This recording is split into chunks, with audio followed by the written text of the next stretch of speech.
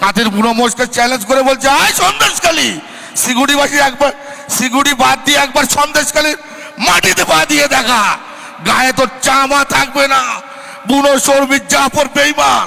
এবার বদলার রাজনীতি করব আমরা, কাউকে এই বিজেপির দালালদেরকে একটাও ছাড়বো না।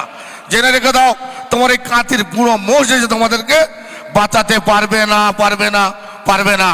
30 তারিখে যারা গিয়ে ওখানে দাদা দাদা করে লাপাচ্ছ, তোমরা কিন্তু শুধু আমার এই বার্তার জন্যে আমরা বদলায় নাই বদল চেয়েছি। যদি তোমরা মনে করো ওই কাঁথির বুনো মোষের কথাই শুনে লাফালাফি করবে, আর গাছে তুলে দেওয়ার লোক অনেক থাকবে, নামানোর লোক কেউ থাকবে না।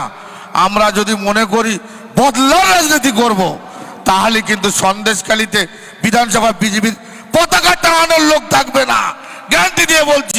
তা যে কটা বিজেপি মনে করছো লাফালাফি করছো, আমরা মানবতা দেখাচ্ছি, সেই মানবতাকে সরলতার সুযোগ মনে করো না। যদি মনে হয় বাড়াবাড়ি করবে আর কাঁথির বুনো মোষ গাছে তুলে দিচ্ছে, তাহলে কিন্তু আমাদের দাঁত ভাঙা শুরু করতে হবে, এটা মাথায় রাখবে।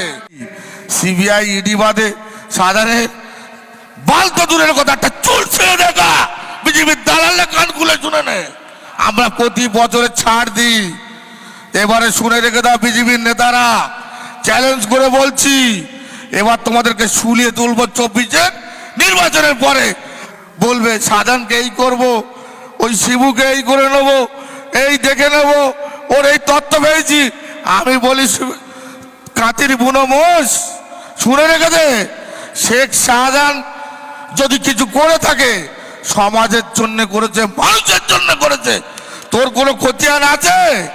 শেখ শাহজাহান যদি কোনো মাদ্রাসা, কোনো স্কুল, কোনো মন্দির মসজিদ করে থাকে সমাজের জন্য করেছে।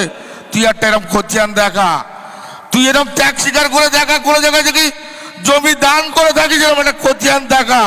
আমরা যে শান্তি বজায় রেখেছি সেই শান্তি যদি কেউ বিঘ্ন ঘটাতে চাও, আর এসে বাতেলা বসিরহাটে দিয়ে চলে যাবে আর এখানে লাফাবে, দাঁত কিন্তু আর একটা থাকবে না।